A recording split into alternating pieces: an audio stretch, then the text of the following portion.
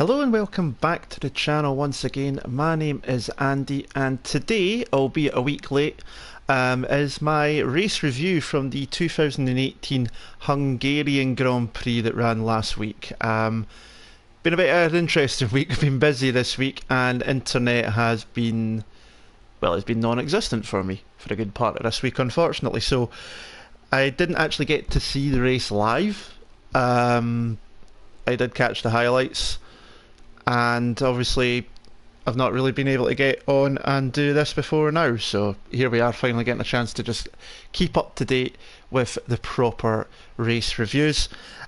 Within this video I am not going to talk about the recent news from Friday that Daniel Ricciardo is leaving Red Bull. I'm going to leave that for another video which I'm planning to do before the Belgium Grand Prix in a couple of weeks time, because trying to get my head around that is a nightmare, so I'm going to ignore that. But I'm aware that that has happened. But we're going to get straight into it and start with the paddock news and rumours that came out from the week leading up to the Hungarian Grand Prix last week. And the first one was obviously the sad news that Sergio Marchionne had passed away at the age of 66. He was the chief executive, I believe, of Ferrari, and he had been taken into hospital for some shoulder surgery, and complications arose, and he passed away on the Wednesday, just before the race.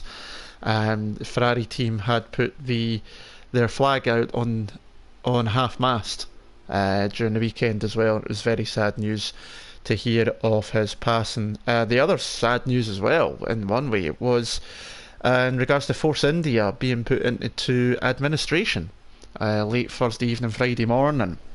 And there's a lot of bits and pieces around this to start with, because people were giving Sergio Perez and Mercedes a hard time over it, because they're two of the bigger creditors.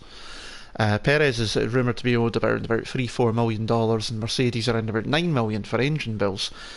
But Sergio then came out and said that he was asked to do it to prevent another creditor from putting forward a winding up order rather than an administration order. So he done it, actually was asked to do it supposedly to save the jobs and to allow the team to keep running while a new buyer is found. So it's a complicated situation, hopefully one that can be sorted very quickly for the Silverstone based teams. It's not the first time that they've obviously gone through ownership and money problems over the years. Obviously started out as Jordan in 1991, then became the Midland team, and then Spiker before finally becoming Force India back in 2008.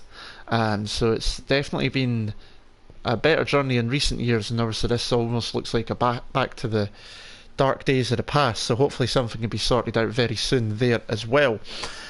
Moving into practice itself, practice 1 was topped by Daniel Ricciardo in the Red Bull, with Mercedes struggling badly. A good 8 tenths to a second off the pace, 5th and 6th down there on the grid, and FP2 as well. Vettel topped the timesheets there with a new track record at the time. The Mercs were over 7 tenths down, and both of them spun at the chicane at the top end of the track as well. Practice 3 into Saturday, Vettel stayed on top, but Bottas managed to find some pace where he was only, I think it was 5/100ths of a second off Vettel, but Hamilton was still half a second down on his championship rival in AFP3, and things were not looking good for Mercedes at that point. It was looking like it was going to be a damage limitation weekend for the current world champions, with Ferrari looking strong and obviously Red Bull seeing this as being a track where they're generally quite strong as well. But then it all changed. Qualifying came along and the rain hit the Hungaroring, and that made things very different indeed for the rest of the weekend. Q1, just to compound misery of the weekend, Force India, both drivers Esteban Ocon and Sergio Perez were out in Q1, along with Charles Leclerc as well, who struggled around the Hungaroring, and it really was a weekend to forget for the Monaco driver, as we'll come on to very shortly. Qualifying 2, second session, seen Daniel Ricciardo miss out in the wet conditions. He was P12 on the grid. Well, both Toro Rossos made it into Q3, which has obviously been welcome news for Brendan Hartley due to the season he's had so far, but not really much of a surprise for Gasly. When he has a chance, he usually does take it, Bahrain and Monaco being prime examples, so this was just him taking advantage once again. And a shout for Carlos Sainz, 5th on the grid, ahead of Verstappen, who was 7th, and best of the rest behind the Mercs and the Ferraris. But Q3, Hamilton pulled out a brilliant lap, 0.2 seconds clear of Bottas, and it was another Mercedes front row lockout, with Raikkonen out-qualifying Vettel for the first time since Australia at the start of the season. As I say, Verstappen was only 7th in the Red Bull, which was not what they expected, even with the rain. They were expecting to be up there and fighting. Moving into the race itself, obviously you can see the picture on the screen is off the start, and the Mercedes managed to hold position into turn 1. Vettel swept by Raikkonen round the outside of turn 2, getting very racy very early doors. He had started on the soft yellow banded tyres, while Raikkonen, Bottas and Hamilton all started on the ultra softs, as did Verstappen. Coming into turn 1 as well, a bit of a collision further back. You'll see in the middle of the picture towards the back, you can see Daniel Ricciardo, and he's about to get hit by Marcus Ericsson as he gets squeezed, but thankfully for them both it was tyre to tyre contact. But then behind them, Charles Leclerc got hit by one of the Force Indias, I think it was Sergio Perez, and that put him out of the race. And it's a weekend to forget for him after such good runs through the middle part of the first half of the season as well, so he'll be looking to bounce back next time out in Belgium. But Hamilton, Bottas, Vettel and Raikkonen were top 4. Verstappen was 5th, and then it happened. We've all heard the radio conversation by now. I've heard the unedited version of it as well. I thought I swore like a trooper. Max was not a happy boy. Loss of power, another issue with the Renault power unit. I think it was the MG UK that went, so I think it was a similar problem in a sense to what happened to Ricciardo in Monaco. And the Dutchman was not happy at all, and even Christian Horner, team principal of Red Bull, stating it was not a surprise, and he was basically really having a dig at Renault for that. They will be begging for Honda engines for next year, which, considering how Honda were in the back of the McLarens, is going to be very interesting indeed.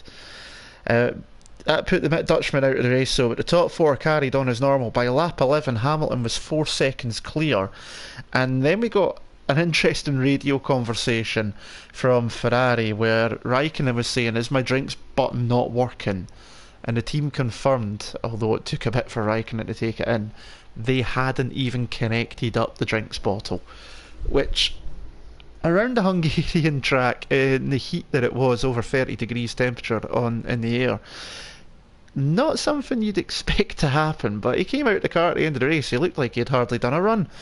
And then after the race we found out Marcus Ericsson has not been racing with a drinks bottle for about 2 years because it saves about 1.5 to 2 kilos. With Ericsson being one of the taller drivers, he's obviously got a bit more weight to take into the car, meaning they can't move the ballast around as much to help with the handling of the car and the balance of the car. So hopefully they can sort that out. I think they're bringing in a minimum weight which will include drivers soon, so that will make it a wee bit easier for those taller drivers. And hopefully then, because I think it's crazy to have a race where you're losing around about 2, 3, 4 kilos of body weight due to fluid loss and you don't have drinks bottles. So, you know, but that's me, and I'm not a fit person, so there you go. Ricciardo continued on his way. Now he's making his usual late lunges, particularly down the inside into turn 1, and he'd reached the top 10 by lap 12 when he passed Roman Grosjean onto turn 1. And then we seen the first pit stop from Raikkonen on lap 15, but it was slow on the rear left tyre, and that cost the Finn a couple of seconds as he moved on to the soft tyres. Bottas pitted the next lap to cover off Raikkonen. He went onto the softs, and because of the problem for Raikkonen, Bottas was easily able to get out in front of Raikkonen, with Hamilton still leading, now 8 seconds clear of Sebastian Vettel, who was in second. It took all the way until lap 26 before Hamilton came in. Again, phenomenal bit of driving, and obviously the Merc Mercedes shown to be very good in the tyres. They made it last 26 laps on the ultra softs, clean stop onto the softs, and Vettel was now in the lead on his soft tyres. Couple of laps later, we seen Ricciardo knit up to P5 after passing Gasly with another late lunge down the inside. Vettel had obviously stayed out long with starting on the soft tyres, but traffic really cost him in this race. And I think I heard it on the telly as well during the coverage of it on the Sky Sports F1 highlights that Carlos Sainz had actually passed 9 separate blue flags while Sebastian Vettel was behind him. And yeah, I don't think he got a penalty for that. I don't remember seeing anything, but that cost a lot of time as Hamilton was able to get the gap down to just 9 seconds to his championship rival, and obviously Vettel hadn't pitted by this point. Raikkonen pitted again. He was a confirmed 2-stopper, went from soft to soft lap 39, and Vettel pitted next lap in lap 40. But again, another issue with a sticking tyre. For Ferrari, this time it was the front left, and he would end up, that cost him the place to Bottas, so he wasn't able to come back out in second. If it hadn't been for that, it would have been very close, but I think he would have been able to hold the second place. But now he was behind Bottas in second due to that, and Hamilton was still in the way back in the lead with a 1-2 back for the Mercedes at this point. Ricciardo was the sort of last one to make his first pit stop on lap 45. He'd been running the medium tyres since the start, pitted from P5, stayed P5, and that was pretty much the best that the Aussie could have expected after starting from P12. So he did come home in, well, he didn't come home in P5 as we're about to find out, but we'll come on to that.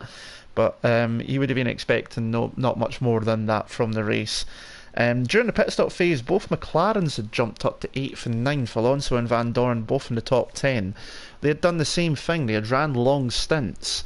And I remember hearing Romain Grosjean's radio when he was told about the McLarens. He was like, how is that possible?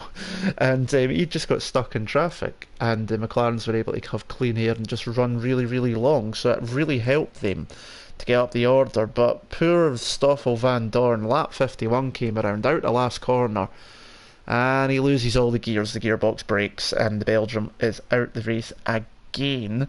It did cause a virtual safety car, but it wasn't out for very long, so no one really pitted apart from Nico Hulkenberg in the Renault. And then when the race restarted, Vettel was able to catch Bottas back up very quickly.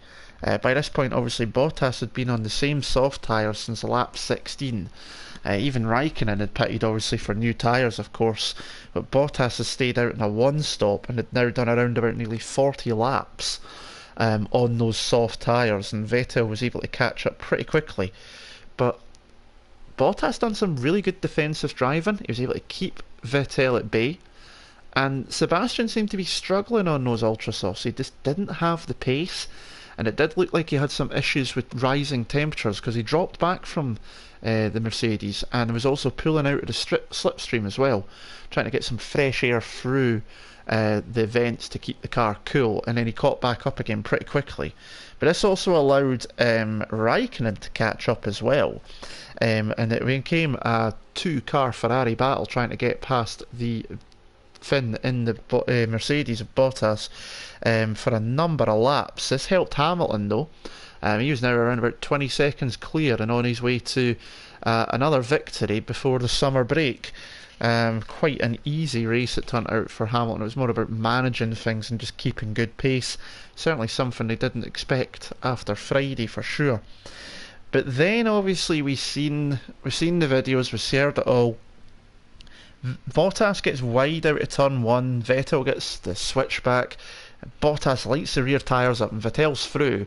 And then into turn 2, Vettel swoops round. Some people have said he cut across maybe a bit too soon.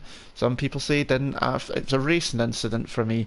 But Bottas locked up on the inside. His tyres screaming by this point, basically. They were that old. And he hit the Ferrari. It broke the front right end plate off the Mercedes front wing, but somehow didn't puncture the tyre off the Ferrari, and that got Vettel through into second. Raikkonen obviously got through into third as well. how Vettel's car wasn't punctured, I do not know, but hey, there you are. But that got the Ferraris up into the podium places. But Hamilton was still too far clear, obviously, to avoid being caught. And then Ricciardo was able to catch Bottas quickly as Bottas stayed out, because by this point there was only about 4 laps left. So making the changeover, he thought he could just stick it out to the end. But Ricciardo caught up quickly and went for the outside into turn 1. He'd probably been told about the wing damage, probably not the best idea. Bottas, less front grip on the front due to the broken front wing, locked up straight into the side of the Red Bull, pushed him off the track. He'd get a 10-second penalty for that. Mercedes said to the radio, give the place back, and he's like, no, I'm not doing that, bugger off. But Ricciardo did get past a couple of laps later. That put him up to 4th. The 10-second penalty for Bottas didn't make a difference. He did stay 5th. But it was Lewis Hamilton taking another win in Hungary. That's his 6th win around the Hungaroring. It's a track he does enjoy racing round. Vettel 2nd, Raikkonen in 3rd. So for Hamilton, it was the result not expected, as I say. But it was a pretty flawless race. He was able to get out in front, build a lead, maintain it, look after the tyres, and just did everything he needed to do. Vettel will be disappointed. It looked like it was going to be quite a good weekend for Ferrari before the rain hit on Saturday, and it just seemed to reset the playing field almost. P2 would be the best result he probably could have hoped for, unless he was able to jump Bottas at the start into P2, but was unable to do so. Solid race for Raikkonen though. It was his 5th podium in a row from the Finn, and the more he does that, as much as I still think they'll put Charles Leclerc in that car next year, the more he does that, the more likely he could get another 1-year extension. Who knows? We will see. 4th for Ricciardo, great drive. Imagine what could have been if he wasn't 12th in qualifying. That could have been very interesting indeed. Late in the brakes, plenty of moves. Really good fun watching the Aussie again. Bottas, he done well holding off the Ferraris before the tyres gave up. Can you imagine where Bottas would be without some of the luck he's had this year? It really is. He's had some rotten luck. But he finished 5th, wasn't too happy about the wingman comment from Toto Wolff originally, and then corrected himself and realised what it was, emotions running high. For me though, driver of the day, P6, Pierre Gasly. The Toro Rosso driver, the Frenchman, wasn't lapped. He finished on the lead lap. He was the only driver outside of the top 5 to be on the lead lap.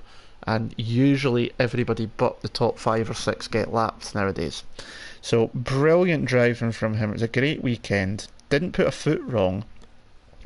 And with what's happened with Ricciardo, as I say, I'll come to that in more detail. But he's put himself in a good position, I'd say. But he was absolutely brilliant. And once again, given the opportunity, a good weekend, he did not disappoint at all. Kevin Magnussen was 7th. Again, solid race. It was quite under the radar. Didn't see much of the Dutchman within the race. And he took home some more solid points for Haas. He's proven to be their consistent driver this year, despite the fact that Romain Grosjean has actually had more races than him through their career. So it's definitely a good run for the Dane. Alonso was 8th. Birthday present for him. It was his birthday on Sunday, of course. That's his 9th year in a row that he scored points in Hungary, which is a phenomenal record as well. The strategy made the race for the Spaniard, and he came home in the 8th. Points well needed for McLaren. Carlos Sainz took 9th. Again, decent points for the Spaniard, but he would have been hoping for more after starting in 5th. Got lost out though at the start, and then he got lost out in the stops with people running long, and that's what cost him. And Grosjean did take the final point in 10th for Haas. But again, he just didn't have the pace of Magnussen. He spent most of the race behind Sainz, and because of the other people as well, obviously, taking the longer runs and getting the strategy right, he lost out as well. But he'll be happy to at least take a point, considering obviously he went the first 7 races without any points. 11th was Hartley. He would have been hoping for a bit more starting in the top 10, but got to the end of the race at least. Considering obviously it has been a very tricky year for the New Zealander. Hulkenberg 12th, usually consistent. It's pretty a weekend to forget for him, in my opinion. He was outside the top 10 for qualifying, didn't see much of him in the race. Tried that pit stop under the virtual safety car period to try and gain some places with some new tyres, but it didn't work out. Ocon 13th, Perez 14th. Force India will just want to forget this weekend, get into the summer break, hopefully get things sorted with a new owner before Belgium. Marcus Ericsson 15th after doing points in Germany. Bit of a bump back to reality for the Swede. Obviously had that incident with Ricciardo at the start. He did run the longest stint though. He ran 62 laps in the same set of tyres. So he'd done a really good job there, but it just wasn't the right strategy. It just wasn't quick enough to do anything. Sirotkin was in, where are we? It's 11, 12, 13, 14, 15, 16 for Sirotkin. I've got mixed up there. And Stroll was 17th. Again, more struggles for the Williams. Not looking great at all. Didn't realise this, but Sirotkin's actually got a better qualifying record than Stroll. He's 7-5 on his teammate, despite Lance Stroll having an extra season to experience. So, he's actually doing not bad, Sirotkin, the more the season's going on. And yeah, I thought early doors that he probably would be sacked and replaced by Kubica before mid-season, but he's actually done not bad in a car which is, let's face it, a piece of shit. It's as simple as that. Those are your finishers though. Van Dorn was out, gearbox problem. He's having a good race as well. It's been a torrid time for the Belgium driver, and it could be that ruins his chances for next season, but again I'll come on to that in more detail. We spoke about Verstappen a wee bit more obviously already with the engine issue, the MG UK, and Leclerc was out with contact in the first lap. Needs to store this weekend under learning curve. He's not going to have great weekends all the time. Championship wise, Hamilton on 213 points. Vettel on 189, Raikkonen on 146, and it's Bottas, Ricciardo and Verstappen. Hulkenberg still leads Formula B, if you want to call it, on 52, and Sirotkin's the only driver still not to score. Mercedes lead by 10 points from Ferrari in the Constructors, Red Bull on 223, Renault on 82, Haas on 66. Still pretty close in the midfield battle there, and it will be interesting to see how that pans out for the rest of the season. But that's it, a week late, hopefully not a dollar short of course, but that is the race review for the Hungarian Grand Prix. Thank you once again for watching. Sorry it was late, but I had no internet, so couldn't really do much about that unfortunately. I will be back for the Belgium Grand Prix in a couple of weeks time, and I will try and get a video out about the driver market before then, so do look out for that. If you have liked it, do hit the like button, comment below about any part of the race you've enjoyed as well, and do hit the subscribe button as well if you want to be notified. Hit the bell icon too, and you won't miss out on any videos from myself moving forward. But once again, my name's Andy. Thanks very much for watching and listening. Till the next video, I'll speak to you again soon. Ta-ra.